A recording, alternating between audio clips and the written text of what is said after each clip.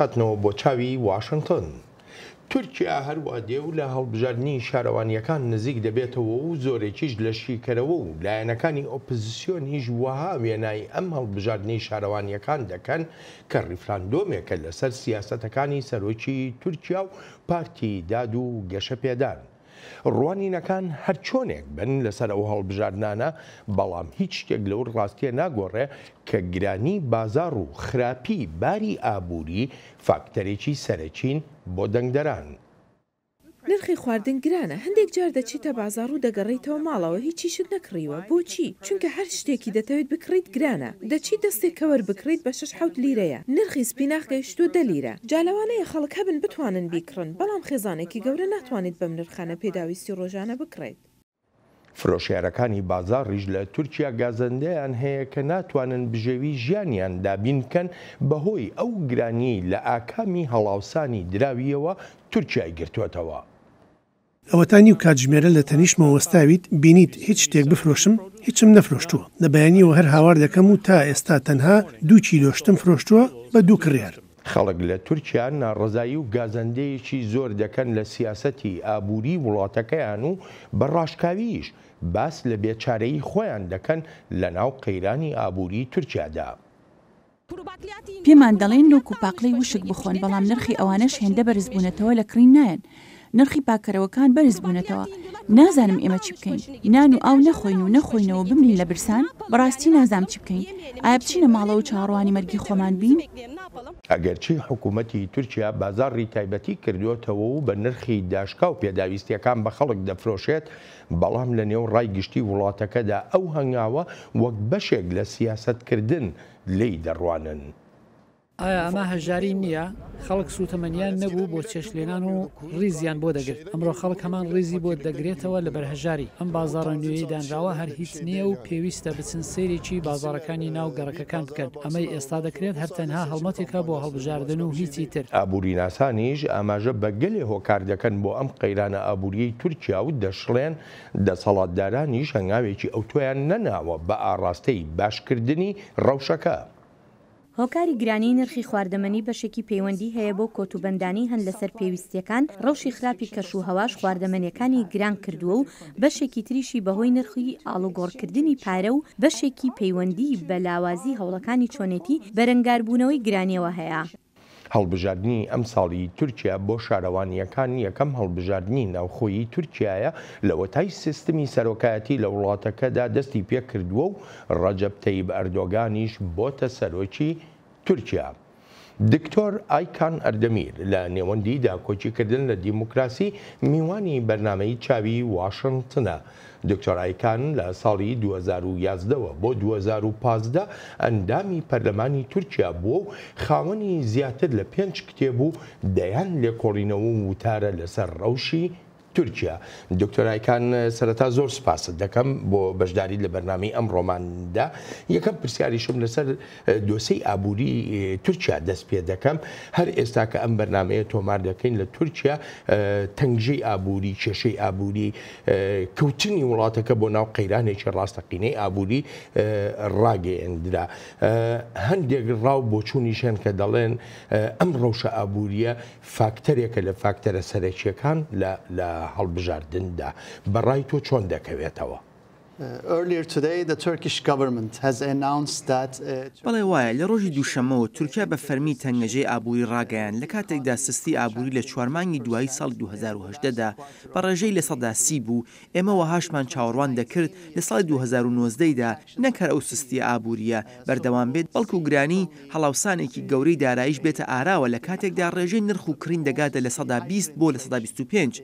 بەبێ هیچ گومانێک خراپبوونی ڕەوشی ئابووری شتێکی زۆر خراپە بۆ پارتی داد و گەشەپێدانی فەرمانڕەوای تورکیا، چونکە بۆ دەنگدان لە تورکیا باری ئابووری ڕۆڵی سەرەکی هەیە لە هەڵبژاردنەکاندا. با بگەڕینەوە بۆ ساڵی 2001 کاتێک ڕەجەب تەیب ئەردۆگان سەرۆکی ئێستا لایەنەکەی خۆی دامەزراند.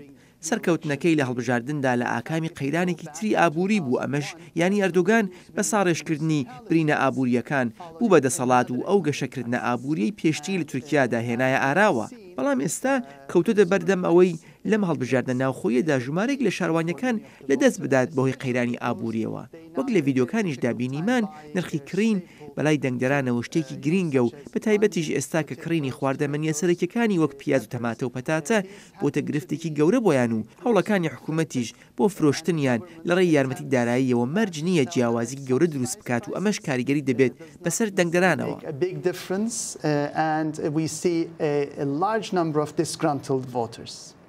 وەکو ئەمە ژوو پێکرد یاری لە سەرەتادا ئەردۆغان ئەمە زۆر کەسی تریژ وا دەڵێ خاوەنی با بڵین پرۆژەیەک یا بەرنمەیەکی ئابووری بۆ کە سەرکەوتوو بووە تایدا بەڵام بەڕای تو ئەمە سەرکەوتنە کە لە مەودایەکی کورتخایە نابێن نتوانێت لە مەودایەکی درێژ خایەندا گەشەکردنیێکی ئابووری گەورە بۆ وڵاتەکە بێنێ یا وەکو هەموو پلانە ئابوووریەکانی تری کە لە وڵاتانی تردا هەن.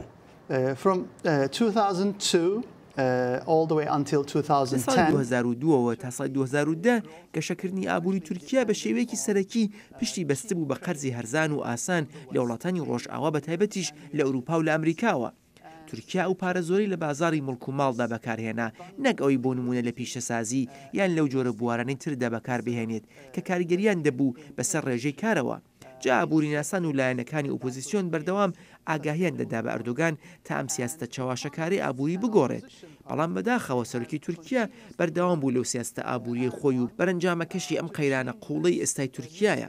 ئێستا داتەپینی ئابووری دەبینین کە هەموو گرفتە ئابووری داراییەکان تێکەڵ بە یەک بوون. ڕێژەیەکی زۆری بێکاری هەیە بێگومان کاتێکیش ئەمانە هەمووی پێکەوە کۆدەبنەوە ئەوە خراپترین قەیرانی ئابووری بەسەر وڵاتەکەدا دێنێت.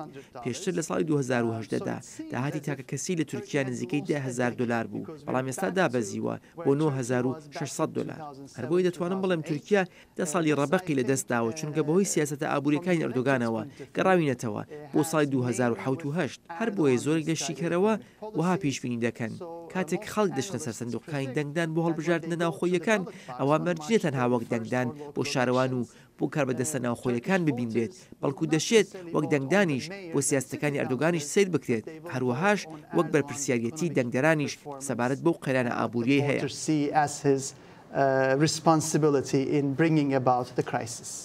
ئەمە زۆر کەسی کەش هەمان ئەو ڕوانینەیە کە دەڵێن هەڵبژاردنەکانی ڕۆژی سیوێکی مانگ وەکو ڕێفراندۆمێکە لەسەر ئەو سیاسەتانەی ئەردۆغان و پارتیداد و گەشە پێدان ئەی ئەگەر ئەردۆغان هەڵبژاردننی بردەوە بە مانای ئەوەیە کە بڵین سیاسەتەکانی سیاسەتێکی گونجاون. There is actually a comparable election from 2009. لە ڕاستیدا یەک چوونێکەیە لە نێوان ئەم هەڵبژاردنە و هەڵبژاردن ناوخۆیەکانی ساڵی 2009دا و هەڵبژاردنەکەی ئەو ساش لە نێوەندی قەیرانێکی تری ئابووریدا بوو پارتیداد و کەشەپێدان بە ڕێژەی لە 9 دەنگەکانی کەمی کرد و نەیتوانی بەشێکی بەرچاوی شاروانیەکان بباتەوە. ئەم جارش پێدەچێت ئەردۆگان جارێکی تر دەنگێکی بەرچاو لەدەست بدات هەر بۆیە پەنای بردوتە بەر پێکێنانی هەڵپەیمانێتی لەگەڵ نەتەوە پەرستەکاندا مەبەسم لەمە هەپەیە گرەوەی ئەردۆگان لەسەر ئەوەیە بەم هاوپەیمانیەتیە بتوانێت هەندێک لە شارەوانیەکان باتەوە تەنانەت ئەگەر دەنگی خەڵکی بەدەست نەهێنێت. ئێستا کە سەیری ڕاوەرگرتنە گشتەکان دەکەیت دەبینیت لایەنەکەی ئەردۆگان لە ئەنکارای پێتەخت لە دوایە. لە شارە سەرکیانی وەک مرسین و ئەنتالیا و چەند شارێکی تریش ئۆپۆزیسیۆن بە ئاستێکی کەم لە پێشە. بێگومان زۆرێک لە چاودێرانی کاروباری تورکیا دەزانن لە کاتی هەڵبژاردنی تورکیا زەویەکی تەخت نییە پێشبڕکێکی نابەرابەر هەیە لە هەمان کاتیشدا کە موخۆڕی لە پرۆسەکە و ناڕێکوپێکی هەن قسە و باسێکی زۆر لەسەر فێڵ و تەڵەکەکردن هەیە لە سندوقەکانی دەنگداندا جا با چاوەڕوان بین و بزانین ئۆپۆزیسیۆن لەم ڕەوشە نابەرابەرەدا دەتوانێت لە شارە سەرەکیەکاندا سەرکەوتوو بێت لە بەرامبەر پارتی فەرمانڕەوە. ئالبەت ئەمەش چەند دەکەوێتە سەر ڕەوشە ئابووریەکە هێندە و زیاتریش دەکەوێتە سەر توانای ئۆپۆزیسیۆن لە تورکیادا بۆ چاودێرکردنی پاراستنی سندوقەکانی دەنگدان. Depend as much on the economy as it does on the opposition's ability to guard and observe the ballot boxes. بەڵام ئەمە ناکرێت کە بڵین حکوومەتی تورکیاش پلانی خۆی نییە من دەگەڕێمەوە بۆلات وەک پێشتر ئاماژەمان پێکرد حکوومەتی تورکیا ژمارە بازاڕی تایبەتی لە وڵاتەکەدا کردوتەوە. سەرۆکی تورکیا ئەم هەنگاوە بەکارێکی گرنگ دەزانێت و بە بەرەنگاربوونەوەی بازرگانەکانی تری وڵاتەکەش ناودێری دەکات. نرخ بە ڕێژەی لە 150 دابەزێنراوە بە دڵنیاییەوە زیاتریش دادەبەزێت کە دەست دەکرێت بە فرۆشتنی کەرەستە و کەلوپەری زیاتری وەک پاکەرەوەکان و بەرهەمەکانی تریش دەست دەکەین بە فرۆشتنی هەموو شتێکی تریش لەم بازارانەی حکومەت بەڕێوەیان دەبات چونکە فرۆشیارەکانی تێک تۆقیون هەر بۆیە ئێمە فێریان دەکەین و وانەیەکی گەوریان دادەدەین هی ئەوانەی نرخی خواردەمەنیان بەرز کردوێتەوە. بەڵام پێ ناچێت ئەم پلانەی حکوومەتی تورکیا کاریگەریەکی ئەوتۆی هەبێ لەو ڕوانگەیەوەی کە ڕێژەی داهاتی تاکە کەس کەمە لە تورکیادا. خەڵک کە لەسەر کەمترین کرێکار دەژین ناتوانین بچنە بازاری گەڕەکیان دوکان و بازارەکانی تر دەچینە بازار تا تەڕەپیاز بکڕین بە 5 لیرەیە و دەستێک تەڕەپیاز 5 دانەیە کاتێک لە گەڕەکەکەی خۆتدا بازارت نەبێ ئەوە دەبێت بچینە ئەو بازارانەوە و ئەوانیش ئێمە وەک دەرفەتێک دەبینن تا بانڕوتێنەوە بەڵێ بازارە گشتیەکانی گەڕەکەکان بۆ ئێمە زۆر باش بوو. کردنەوەی ئەو جۆرە بازاڕانەی حکوومەت دەرفەتی کارکردنی لە بەردەم زۆرێک لە فرۆشێراندا بەرتەسک کردوێتەوە وەک دەڵێن لایەنی حکوومەت تەنانەت ئەگەر زیانیش بکە لە سەرمایەکەیدا ئەوە بەلایەوە گرنگ نییە. بە دڵنیایەوە بە ڕێژەی لە 150 کاری کردوتە سەرفرۆشتنمان کڕیارەکان کە دێنە لامان و نرخ دەبینن ئیتر هیچ شتێک ناکردن و دەڕۆن نرخ زۆر بەرزە و ناشتوانیت لەگەڵ دەوڵەتدا بچیتە پێشبڕکێی بازارەوە دەوڵەت شتێک بە 3 لیرە و نیو دەکرێت بەڵام بە 2 لیرە دەیفرۆشێتەوە. ئابووری ناسان و بڕواایەدان ئەم هەنگاوانەی حکوومەت دەینێ کاریگەریەکی ئەوتۆی نابێ لەسەر ژیانی خەڵکو و هەروەها یارمەتی دەرنابێ بۆ خودی حکوومەتیش تا خەڵک دڵنیا بکاتەوە لەوەی ڕەوشی ئابووری بەرەو باشتر دەڕوات. ئێمە دەزانین کە فاکتەری ئابووری کاریگەریەکی زۆری هەیە بەسەر بەڕێوەبردنەکانی حکوومەت لەم هەڵبژاردنانەدا و هەروەهاش گرانی بازار وهای کردووە گۆڕانکاریەکان لە موچەدا کە داهاتە بۆ خەڵک یارمەتی دەر نەبێت بۆ حکوومەت لەبەر ئەوە دەبینیت حکوومەت کەوتۆتە هەوڵ و کۆشش بۆ چاککردنی ئەم ڕەوشە لە ڕێی یارمەتیدانی ئەو خەڵکەی کە کاریگەریەکانی گرانی بە شێوەیەکی بەرچاو کاری تێکردوون. دکتۆرایکان جۆمان لە ئەردۆگام و هەروەها پێشتریش ئاماژە بەوە کراکە حکوومەت هەندێک بازاری کردوێتەوە لەناو وڵاتەکەدا وەکو دەڵێ بۆ یارمەتیدانی خەڵکە و دابەزاننی نرخە لەگەڵ ئەو ڕاگەیانەی کە باز لەوە دەکا حکوومەت بە فەرمی کەوتۆتە ناو قەیرانی ئابووریەوە پێ دوایە ئەو جۆرە هەنگاوانەی حکوومەت کاریگەریان هەبێ بۆ باشترکردنی ڕەوشی ژیانی خەڵک. These subsidized sales of food items by the government فرۆشتنی خواردەمەنی بە یارمەتیەوە یان بە نرخێکی داشکاوە لایەن حکوومەتەوە تەنها چارەسەرێکی کاتیە و پێشم وایە تا کاتی هەڵبژاردن بەردەوام دەبێت وەک هەوڵێک بۆ کەمکردنەوەی نرخ لە بازارەکاندا چونکە بەڕاستی دەستێوەدانی دەوڵەت لە بازارەکاندا ناتوانێت سەر لەبەری بازاری خواردەمەنی لە تورکیادا ڕێک بخاتەوە هەر بۆیە پێم وایە لە پاش هەڵبژاردننی شارەوانیەکانەوە بە شێوەیەکی بەرچاو نرخ هێندێک تر بەرز دەبێتەوە هەروەها هەوڵەکانی ئەردۆگان بۆ گوناهبارکردنی فرۆشیارەکانی بە کۆپێداویستیەکان دەفرۆشن و تاوانبارکردنی بازار لە تورکیادا وها دەکەن هێندەی تر متمانەی خەڵکو و وەگەڕخەرانی سەرمایە بنکۆڵ بێت هەر بۆیە دەڵێم ئەو ڕۆژشوێنانی دانراون لەوانەیە تا هەڵبژاردنەکە بەڕ بکات بەڵام بە دوای ڕۆژی سیوێکی ئەم مانگەوە زیانی زیاتر لە ئابووری تورکیا دەدات و زیانێک لەو گرانی ئێستای بازارەکان خراپتر دەبێت.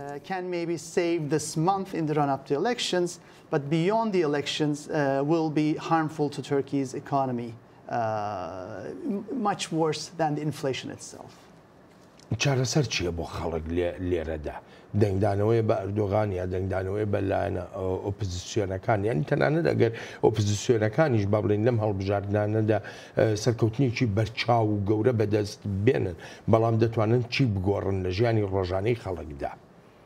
To be frank, these are municipal elections, so the Turkish citizens will only be. وەک دەزانین ئەمە هەڵبژاردننی شارەوانیەکانە و دەنگدەران تەنها شارەوان و ئەنجومەنی شارەکان و شارۆچەکان هەڵدەبژێرن کاتێکی دێتە سەر ڕۆژی ئابووری سیاسی ئابووری شارەوانیەکان هیچ دەسەڵاتێکیان نییە بە تایبەتیش لە ئێستادا کە تورکیا سیستمێکی زۆر نێوەندیە هەرچی بڕیارێکی پەیوەندی هەبێت بە ئابووریەوە هەر تەنها ئەوە نییە بگەڕێتەوە بۆ ئەنکارا بەڵکو ڕێک دەگەڕێتەوە بۆ کوشی کۆماری و سەرۆک ئەردۆگان و ئەو بازنە بچووکە ڕاوێژکارە نزیکانەی جا دەنگدەران ئالێرەدا تەنها دەتوانن ناڕزایی خۆیان نیشان بدەن و لەڕێ سندوقەکانی دەنگدانەوە ئەو بێزاری خۆیان بگێن و دەنگ بەلایەنەکانی ئۆپۆزیسیۆن بدەن و کاندیداکانی ئۆپۆزیسیۆن بۆ پۆستەکانی شارەوان و ئەندامانی ئەنجومەنە خۆجیەکان هەڵبژێرن هەرچەندە ئەو کاوە دەستە خۆجیە نوێیانە دەسەڵاتێکی ئەوتۆیان نابێت لە گۆڕنی سیاسی ئابووری وڵاتەکەدا تەنها ڕێگەیەکیش بۆ لەمە دووە تا ڕەوشی ئابووری باش بکرێت دەستکردنە بە ڕێفۆرمی سەرەکی و ئەو ڕێفۆرمە سەرەکیش تەنها لە کاتێکدا دەکرێت کە پشتیوانی سندوقی نێونەتەوەیی دراوی لەگەڵدا بێت واتە IMF. تا ئێستا سەرۆک ئەردۆغان هەموو یارمەتیەکی IMF ڕەت کردوێتەوە بەڵام ڕایگشتی هیوادارە ئەو بیرکردنەوەی خۆی بگۆڕێت دوای هەڵبژاردنەکان. But I think the public is hoping that he will change his mind following the elections. باش ئەگەر ئەردۆغان هەر بەردەوام ئەوە ئەم شتە ڕەت کاتەوەی IMF کە باسی کرد ئەی کاتەی تر تورکیا بەرەو کوێ دەڕوە. To be frank, since Turkey needs جا بەڕاستی لە کاتێکدا و ڕێک ئێستا تورکیا پێویستی بە نزیکەی 150 میلیارد دلار هەیە وەک یارمەتی هیچ دامەزراوەیەکی تر نییە بێژگە لە سندوقی نێونەتەوەی دراوی کە بتوانێت ئەو بڕەپارەیە دابین بکات. هەندێک قسە و باس هەن لەناو بازنەکانی حکوومەتدا کە ئەنکارە دەتوانێت داوای یارمەتی لە رووسیا بکات یان لە وڵاتی چین یان بازرگانی زێر لەگەڵ ڤێنزوێلادا بکات. بەڵامان هەمووی خاڵپڵاون چونکە هیچ ڕێگایەک نییە کە ئەو ناوانەی باس دەکرێت لە ئەنکارا بتوانێت بازاری داتەپیوی تورکیا ڕزگار بکات بە درێژایی مێژوو سەرچاوی سەرەکی و ڕاستەوخۆی وەگەڕخستنی سەرمایی بیانی و سەرچاوی سەرەکیش بۆ وەرگرتنی قەرز وڵاتانی ڕۆژئاوا بوون بانکی جیهانی و IMF و یەکێتی ئەوروپا و ئەمریکا بوون. ئەمەش وها دەکات کە جارێکی تورکیا ڕوو لە ڕۆژئاوا بکاتەوە ڕوو لە هەڵپەیمانیتی ئەمبەر و ئەوبەری ئەتلانتیک بکاتەوە تا هیچ نەبێت وەگەڕخەرانی سەرمایە و کۆمپانیای جیهانیەکان بتمانە بە تورکیا و بە ئایندەی تورکیا بکەنەوە. investors and consumers to regain their confidence in Turkey and its future. ئەمانە هەمووی لەسەر ڕەوشی ئابووری و جابابزانین ڕەوشی سیاسیەکە چۆن دەبێت. زۆرێک لە ڕێبەرانی کورد و سیاسەتمەداران و نوێنەرانی کوردیش لە تورکیادا لە زیندان راون. لەم هەڵمەتانەی هەڵبژاردننی شارەوانیەکاندا سەرۆکی تورکیا نەک دەڵێت ناوچەیەک نییە لە تورکیادا بۆ کورد دەشڵێ با کورد لە تورکیا بچنە دەرەوەی سنووری وڵاتەکەیەوە. Türkiye'de Kürdistan diye bir bölge var mı? لە تورکیادا شتێک نییە بە ناوی کوردستانەوە. هاوڕێیانم لە تەرابزۆنەوە بە هەموو تورکیا ڕادەگەێنم بە ڕۆژئاوا و بە ناوەڕاستی وڵات و بە هەموو تورکیا کە ڕووبەرەکەی 780,000 کیلۆمەترە. دەڵێم لە تورکیادا شوێنێک نییە ناوی کوردستان بێت. هاوڕێیانم ڕۆژهەڵاتی ئەناتۆڵیامان هەیە باشووری ڕۆژهەڵاتی ئەناتۆڵیامان هەیە ناوچەی قەرەدنیزمان هەیە ناوچەی ئاقدنیزمان هەیە ناوەڕاستی ئەنادۆڵیامان هەیە ناوچەی ئیجەمان هەیە ناوچەی مەرمەرەمان هەیە بەڵام ناوچەیەکمان نییە پێی بگوت لە کوردستان.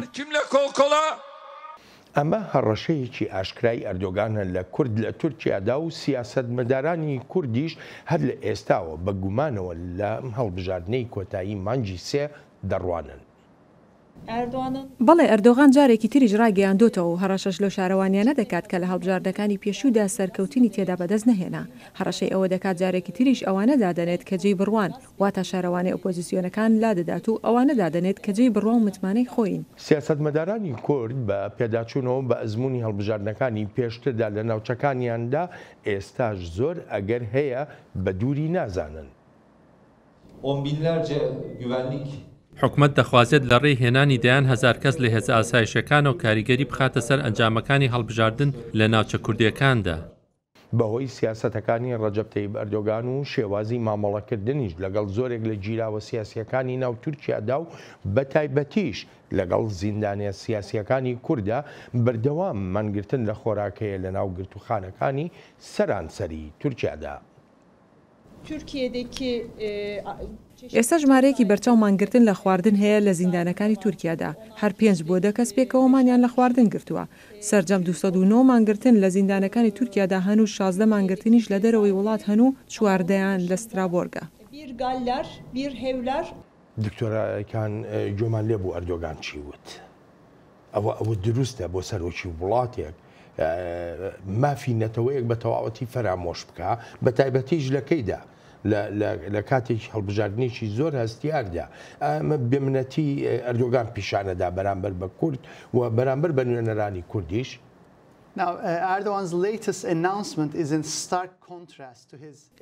ئەو دوای لێدوانی ئەردۆغان ڕێک پێچەوانی لێدوانەکانی ساڵانی 2013 و 14 و هەروەها 15 شێتی واتە ئەو کاتی پرۆسەی ئاشتی لەگەڵ کورددا لەو پەڕیدا بوو ئەو پەیامە پێچوانانی ئێستاشی زیاتر پەیوەندی هەیە بۆ پەیمانێتی لەگەڵ ڕاستڕەوەنەتەوە پەرستەکاندا هەیەی واتە ئەمەهاپا ئێستا ئەردۆگان لە پرۆسەی ڕێکخستنەوەی زمانی خۆیدایە بۆ دڵخۆشکردنی ڕاستڕەوەنەتەوە پەرستە هاوپەیمانەکانی جای سەش لەگەڵ هەروادێ و نزیکبوونەوە لە هەڵبژاردنە ناوخۆیەکان استراتیژیەتە سەرەکیەکەی ئەردۆگان بۆ شارەوانیەکانی ناوچە کوردنشینەکان درێژە هەیە و بریتیە لە چەند شتێک یەکەمیان وەک ئەوەی پێشتر کردی دەکرێت بڵێم هەر هەموو کار بەدەستە هەڵبژێردراوەکان وەک شارەوانەکان و ئەندامانی ئەنجومەنەکانی کە کورد بوون لەو ناوچانە لای بردن خاڵێکی تریش ئەوەیە درێژەی داوە بە سیاسی تاوانبارکردنی سیاسمەدارانی کورد بە هەمان شێوەش ئەندامانی لایەنەکانی تری ئۆپۆزیسیۆن لە تورکیا بەوەی هەر هەمویان لە بازنەیەکدان لەگەڵ پەکەکەدا و ئەوە تاوەک دەبینین و گوێشمان لێبوو ئەردۆگان کەوتۆتە هەڕەشەکردن و بەدەنگدەران دەڵێت ئەگەر دەتانەوێت هەمان ئەو شارەوانانە یان ئەو ئەندامانە هەڵبژێردن ئەوە لایەن دەباتەوە خەڵکی جێمتمانی خۆدا دەنێت تا جیان بگرنەوە ئێستا لە ڕاوەرگرتنە گشتەکاندا دەبینین دەنگدەران بەگشتی لە هەموو تورکیادا خۆشحاڵ نین بەو ڕێباز و سیاستی ئەردۆگان بۆ بەرەنگاربوونەوەی خواستەکانیان بەڵێ لەو ڕاوەرگرتنە گشتیانەدا دەبینین کاندێ کوردەکان لە پێشەنگدان و تایبەتیش لە ناوچەکانی خۆیاندا و پێش دەچێت بتوان سەرکەوتون بەدەست بێنن و شوێنی خۆیان بەدەست بێننەوە بەڵام ئەوەیە ئیتر دەبێت بزانین ئەردۆگان چی دەکات ئایا جارێکی تر ئەو کار بەدەستە هەڵبژێردراوانە لە ئۆفیسەکانیان لا دەدات و دەیان خاتە زیندانەوە و خەڵکی متمانە پێکراوی خۆی لەو پوستان دادەنێت یان نا یان ئەم جار ڕێز لە خواستی دەنگدەری کورد و تورک دەگرێت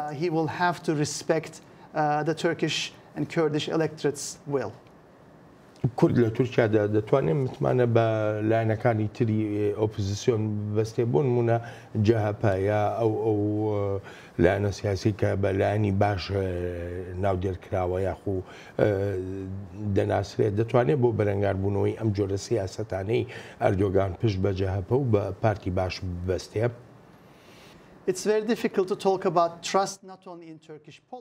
زۆر قورسە قسە لەسەر متمانە بکەین نەکرد لە بواری سیاسی تورکیادا بەڵکو لەناو کۆمەلگای تورکیاشدا چونکە کۆمەلگای تورکیا یەکێکە لە خراپترین کۆمەلگاکان لە سەرانسەری جیهاندا بۆ دۆسیەی بڕوا و متمانە دەزانی ئالێرەدا سیاست لە خولگەی متمانەدا ناسوڵێتەوە بەڵکو لە خولگەی پراگماتیدا دەخولێتەوە لەگەڵ ئەوەشتا کە هەدەپە و لایەنەکانی تری کورد لە تورکیا بەشی خۆیان ناکۆکیان هەیە لەگەڵ لایەن تورکاندا وەک جەهەپە و پارتی باش کە لایەنێکی نوێیە بەڵام لە کاتی هەڵبژاردنەکاندا و لەسەر سندوقەکانی دەنگداندا دەبینین زمینەیەک هەیە و هەوڵیشان تا پێکەوە کار بکەن ڕاستە هاوبەندیەکی فەرمیانە نییە لە نێوانیاندا بەڵام لەگەڵ ئەوەشتا لایەنە کوردەکان ئەویان بە باش زانیوە کە کاندیدیان نەبێت لە هەندێک ناوچەی ڕۆژاوی تورکیادا و ئەمەش پێشەنگیەکی داوە بە هەردوو لایەنی جەهەپە و پارتی باش لە بەرامبەر پارتی داد و گەشەپێدانی ئەردۆگاندا جا هەر چۆنێک بێت دیمەنەکەی دەبینرێت بریتە لەوەی ئاستێکی کەم لە هاوبەندی یان هاوپەیمانەتی دەبینین بەڵام هەوڵێکی زۆرتر بەدی دەکرێت بۆ ڕاگرنی ئەردۆگان لەوانە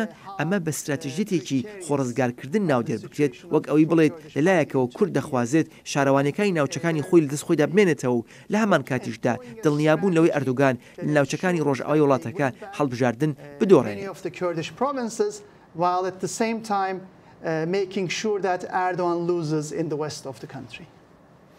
دەگەڕێمەوە بۆلات یەکێ لە پرسیارەکانی تر ئەوەیە ئایا چۆن دەکرێت بگوترێ هەڵبژاردنێکی ئازاد و ڕەوا دەکرێت لە تورکیادا لە کاتێکدا بارینە ئاسایی لە وڵاتەدا هەیە ئەی کاندیدە کوردەکان بۆ شارەوانیەکان چۆن دەتوانن دەنگ بۆ خۆیان کۆ بکەنەوە لە کاتێکدا بەشێکی بەرچاوی بازنەکانی دەنگدان کەسی تیان نەماوە. بەردەوام ماڵ بە ماڵ بە شوێن دەنگدەراندا دەگەڕێم و هاوڕێکانیشم یارمەتیم دەدەن هەوڵێکی زۆر دەدەین تا شوێنە نوێیەکانیان بدۆزینەوە و زۆر بەشیان لە ڕۆژێکی خراپ و گوزەرانێکی قورسدا دەژین و زۆرمان قسە بۆ دەکەن لەسەر ئەو ڕەوشەیان. کاندیدێکی تریش بۆ ئەم هەڵبژاردنەی شارەوانیەکان لەو بڕوایەدایە بە پێچەوانەی ناوچەکانی تری تورکیاوە هیچ دەرفەتێکی لە بەردەمدا نییە تا بتوانێت متمانەی دەنگدەران بەدەست بێنێت. ناتوانم هیچ پەیمانێک بدەم بە کوردی و بە کورتی ئەم ناوچەیە هەر نەماوە جا ئەگەر وێران نەکرابە ئەوە ڕێگەیەک دەبوو تا پێیدا بڕۆیت و خەڵک ببینیت و کێشەیەکت چارەسەر بکردایە یانی شتێکی ئەو تۆ نەماوە بکرێت و ئەوە ڕەوشی ناوچەکەی وەک دەیبینین ئیتر دەتوانین چی بکەین. ئەم ڕەوشە هەر تەنها بۆ کاندیدەکان گرفت نییە بەڵکو بۆ دانیشتوانی ئەو ناوچانەش چونکە دەخوازن بگەڕێنەوە زێدی خۆیان و چاوەڕوانی نوێنەرانی کوردن تا هەوڵێکی ڕژدیان بۆ بدەن. چونکە ماڵ و گەرگەکانمان نەماون ناتوان هیچ شتێک بڵین ناتوانین ماڵەکانمان بپارێزین دەسەڵاتداران دەستە بەسەرداگرتووە و گەڕانەوەیان لێ قەدەغە کردوین داوا لە سیاسەکان و لە نوێنەرانی خۆمان دەکەین یارمەتیمان بدەن بگەڕێنەوە شوێنی خۆمان و ئەوەدانیان بکەینەوە بە ئاشتیانە بژین. دکتۆرەکان گوێمان لە دوو کاندیدی کورد بوو بۆ ئەم هەڵبژاردنەی شارەوانیەکان کورد چی بکە لەم ڕۆژەدا؟ بۆ کاندیدە کوردەکان ئەم هەڵبژاردنە زۆر قورسە چونکە زۆرێک لە هاوکارانی پێشتریان لە زینداندان و تەنانەت ئەگەر هەڵش بژێردران نازان ئایا دەتوان لە پۆستە نوێیەکانیاندا بمێنەوە یان نا یانیش ئایا ئەردۆگان لەو پۆستان لایەن دەدات و لە زیندایان دەنێت و دواتر خەڵکی متمانە پێکراوی خۆیدا دەنێت یان نا بەڵام لەگەڵ ئەمانەشدا هێشتا دەبینین کاندیدە کوردەکان پشتیوانێکی زۆریان هەیە لە ناو دەنگدەرانی کورددا لە ناوچەکانی خۆیاندا بۆ خۆم لەو بڕواایدا ئەمەش پەیوەندی بەو فاکتەرەوە هەیە کە ئەوانەی جێ متمانی ئەردۆگان و لەو پۆستاندا دانران بە هیچ شێوەیەک سەرکەوتو نەبوون لە کار و ئەرکەکانیاندا و زۆر بەشیان خەڵکی بیرۆکرات بوون و خەڵکی ناوچەکانی ڕۆژاوای تورکیا بوون و زمانی کوردیان نەدەزانی و شارەزایان نەبوو لە کولتوری ناوچەی کوردنشینەکاندا و هەر بۆیە وەک شارەوان شکست خواردوو بوون جا هەر بۆیە دانیشتوانی ئەو ناوچانە دەخوازن کاندیدە کوردەکان سەرکەوتوی هەڵبژاردن بن. جکاوتە چاوەڕوانی ئەوە بکرێت تەنانەت ئەگەر کاندیدە کوردەکان لە هەڵبژاردنەکاندا سەریش بکەون جارێکی تر لا بدرێنەوە لە پۆستەکانیان کە بەدەنگی خەڵک هاتوونەتە ئەوێ پێ دوایە جارێکی کە ئەردۆگان هەمان ئەو ئەزمونە دووبارە بکاتەوە و خەڵکی متمانە پێکراوی خۆی بخاتە ئەو پۆستانەوە. بەداخەوە پێ دەچێت ئەوە جارێکی تر ڕوو بداتەوە هەرچەندە کە ئەردۆگان دەسەڵاتی گرتدەست دەیگوت خواستە نیشتمانیەکان گرنگ و بنچینەین و نابێت هیچ دەسەڵاتێک لەسەر خواسی دەنگدەرانەوە بێت بەڵام لەگەڵ تێپەڕبوونی کاتومانەوەی لە دەسەڵاتدا ئەم شتانە هەموو پێچەوانە بوونەوە و دەستی کرد بە فەرامۆشکردنی خواسی دەنگدەران و دەستی کرد بەلادانی کاربەدەستە هەڵبژێردراوەکان و خەڵکی لایەنگری خۆی دەستنیشان دەکرد تا گیان بگرنەوە جا لە سونگەی دابینکردنی خزمەتگوزاریەکانەوە دەرکەوت کە ئەمە مودیلێکی سەرکەوتوو نییە ئەمە بێ لەوەی خەڵک نایانەوێت کاربەدەستی دەستنیشان کراوە ببینن بەڵکو دەیانەوێت کاربەدەستی هەڵبژێردراوی خۆیان ببینن لە بیرمان نەچێت هەڵپەیمانەتی ئەردۆگان لەگەڵ ڕاستڕەوە نەتەوە پەرستەکاندا و بەرزبوونەوەی ئاستی هەستی دژە کورد پێمان دەڵێن جارێکی تر دەبێتە مایە ئەگەری لادانی کاربەدەستانی هەڵبژێردراوی کورد لە پۆستەکانیان.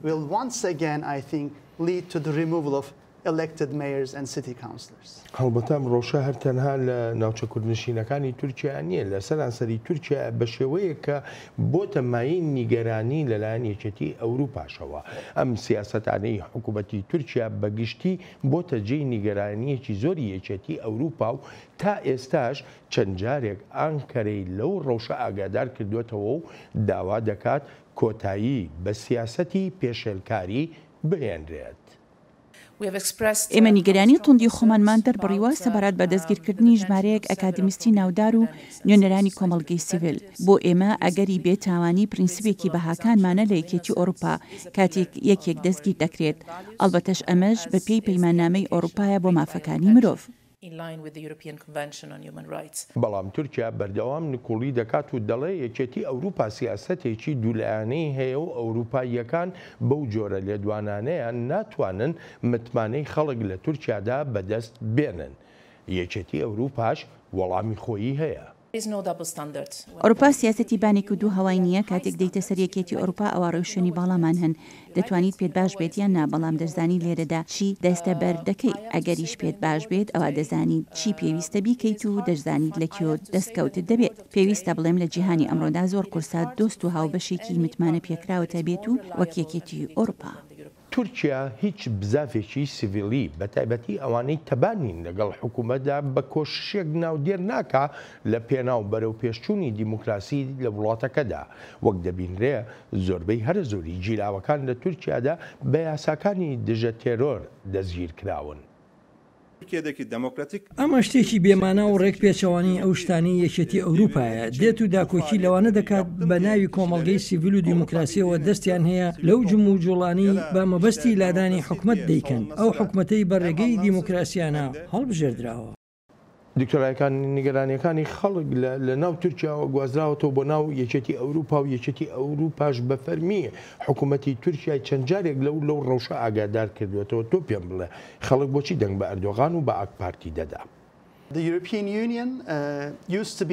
یەکێتی ئەوروپا کاراکتێرێکی گرنگ بوو بۆ بواری دموکراسی لە تورکیا و هەروەهاش بۆ ئەندامەتی تورکیا لەو یەکێتیەدا. یەکێتی ئەوروپا تورکیا خستە سەر ڕێڕەوێکی دروست و تەنانەت ئەردوگان خۆی داوای ڕفۆرمی دەکرد، بەڵام پێدەچێت لە ئێستادا پرۆسەی بە ئەندامبوونی تورکیا لە خانەی نەبووندا بێت. هەمان ئەو ڕوانینەش لە بروکسل و لە ئەنکاراش هەیە. هەر لە ماوەی ڕابردوودا کۆمیتەی کاروباری دەرەوەی لە پارلمانی یەکێتی ئەوروپا ڕاگەاندنێکی پەسەند کردو و داوا لە کۆمیسیۆنی ئەوروپا دەکات کۆتایی بۆ هەڵانی تورکیا بێنێت بۆ بوون بە ئەندام لە یەکێتەکەدا.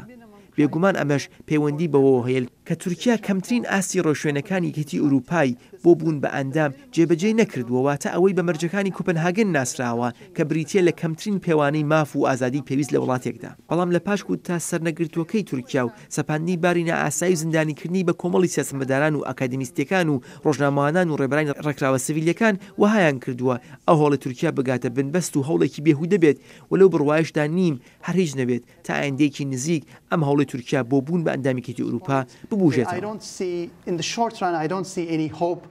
That Turkey's European Union membership process can be resuscitated. باشە لێرەیە خەڵک دەتوانن چی بکەن؟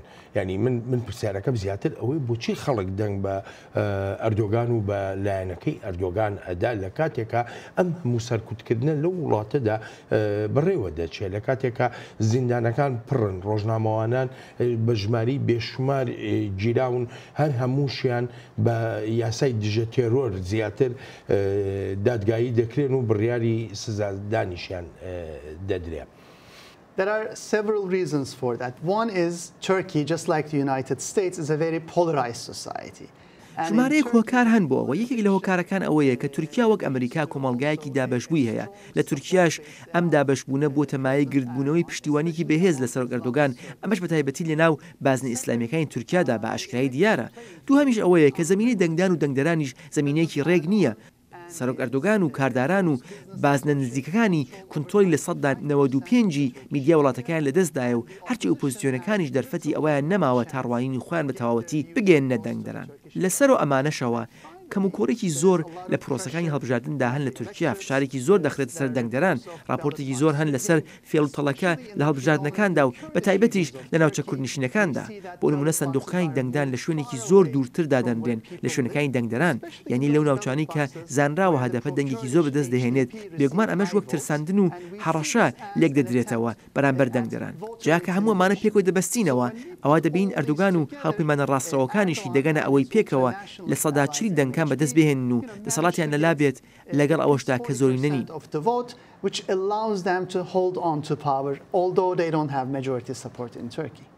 بابزانین ڕێکخراوە سیڤیلیەکانیش چیمان پێ دەڵێن بەرەنگاربوونەوەی ڕێکخراوە سیڤیلیەکان لەلایەن حکوومەتی تورکیاوە نەیتوانیوەتە گەرەیەکی گەورە بێ لە بەردەم کار و ئەرکی ڕێکخراوەکاندا وەک دەڵێن زیاتر یەکگرتووی کردوون. ئێمە ئەو ڕێکخراوانەی ئەم پەیماننامەیەمان مۆر کردووە هاوهەڵویستن دژی ئەو هەوڵانەی دەدرێن بۆ لە ناوبردننی سربەخۆی کۆمەلگای سڤیل لە تورکیادا داوای کۆتایی هێنان بەو هەڵمەتە بە بەرنمەیە دەکەین بۆ تۆقاندن و هەراسانکردنی یاسایی کۆمەلگای سڤیل لە تورکیادا. ڕێکخراوە سڤیلیەکان ئاگاهی دەدەن و جەختیش دەکەنەوە لەوەی ئامانجی دەسەڵاتدارانی تورکیا ڕوون و ئاشکرایە لەو سیاسەتی سەرکوتکردانەی دەیگرێتە بەر.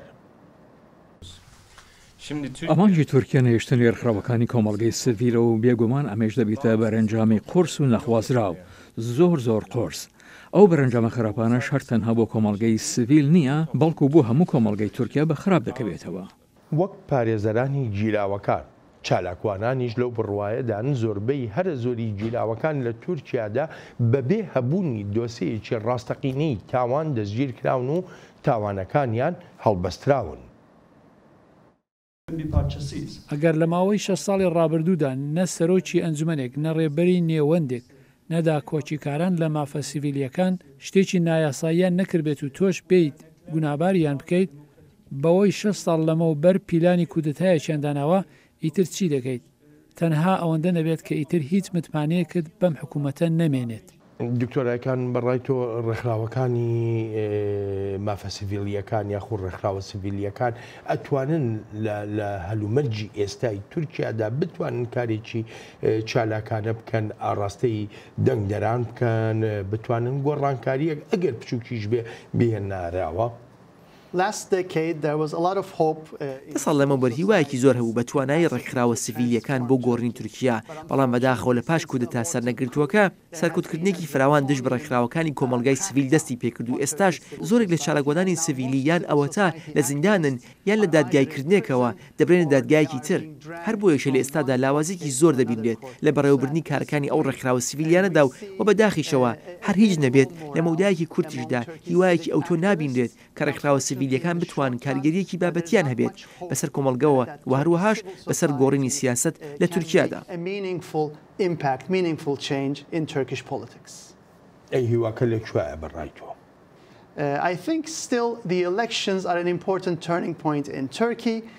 پێم وایە هێشتا هەڵبژاردن خاڵی وەرچرخان لە تورکیادا ئەگەر دەنگدەران پەیامێکی بەهێزی خۆیان بنێرن سەبارەت بەوەی ناتەبان لەگەڵ ڕێبازی ئابووری و ناکۆکن لەگەڵ ڕێبازە ئاسایشەکاندا و بە سیاست دەرەوەکان حکومەت قایل نین ئەمە حکومەت دەخاتە هەڵوێستێکەوە تا سەر لە نوێ بیر لە ڕێبازە سەرەکیەکانی خۆی بکاتەوە لە سیاستەکانیدا ئەمەش بەڕاستی هیوای ئێمەیە کە حکومەت گوێیەک لە دەنگدەرانی وڵاتەکە بگرێت و لە سیستمی سەرکوتکردنەوە بڕوات بەرەو سیستمی فرەی و دموکراسی کە تەنها ڕێگەیەکە بۆ هێنانە ئارای ئاشتی و گەشەکردن تورکیادا. Since that's the only way which can bring peace and prosperity to Turkey. بەڵام دکتۆرایکان لە ڕفراندۆمەکەی بۆ گۆڕینی سیستمی سیاسی تورکیا کرا هیچ گۆڕانکاریەک نەبینرا لە هەڵبژاردننی سەرۆکایەتی تورکیادا کە ڕەجەب تەیب ئەردۆغان بوو بە یەکەم و دووادە سەڵات لە تورکیادا لەوەشدا هیچ نەگۆڕا لەگەڵ ئەوەشدا کە زۆر ئاگاهی دەدرا بە تایبەتی ڕێکخراوەکانی مافە سیڤیلیەکان و ئەو ڕێکخراوانەی ترکە کاریان لەسەر مەسەلەی هەڵبژاردن دەکرد بچی گەشتبینی بەوەی کە بە هەڵبژاردن لە تورکیادا شتەکان دەگۆڕێن.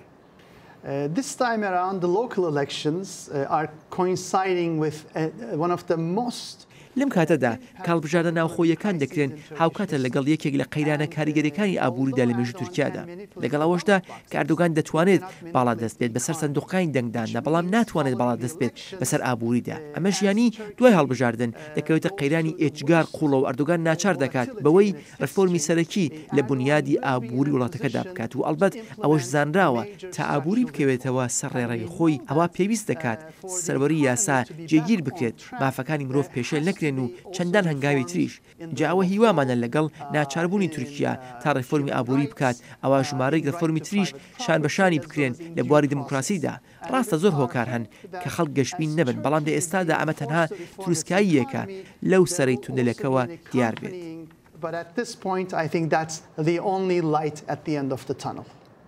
بەڵام لە هەمان کاتیشە دکتۆرای کاریانی ببەخشە بە تۆزێک لەسەر ئەمە زیادە ڕۆم لایەنەکانی ئۆپۆزیسیۆن تەنانەت بە ئۆپۆزیسیۆنی کوردیشەوە هەتا ئێستا پرۆژەیەکی ئەوەندە تۆکمەیان نییە کە بتوانێت سەرنجی خەڵک بەلای خۆیدا ڕابچێشە کە بتوانێت دەنگدەری زیاتر با بڵێم بەلای خۆدا ڕابچێشێ ئەمە بەشێک نییە لە سەرکەوتنەکەی ئەردۆغان.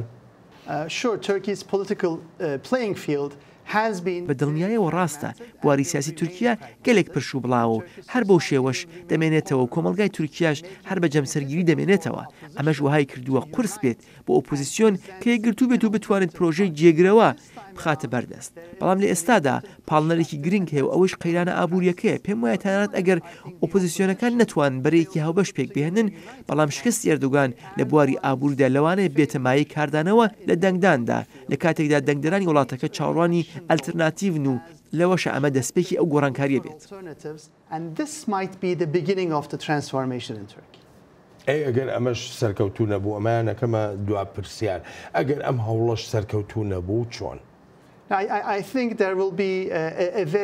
جاوە منیش پێم وایە هەستێکی خەمۆکیانە لە تورکیادا دروست دەبێت کاتێک قەیرانی ئابووری و ئەم ڕژیمە سەرکوتکارە پێکەوە دەبن ئەوە دەبێتە مایی چوونە دەرەوە و کۆچکردنی عەقڵ و بردنە دەرەوەی سەرمایەکان و هەروەهاش دوورکەوتنەوەی زیاتر و زیاتی تورکیا لە هاوپەیمانەتی ئەمبەر و ئەوبەری ئەتلانتی و لە بەهاکانیش. دکتۆر ئایکان زۆر سپاسە دەکەم زۆر سپاس.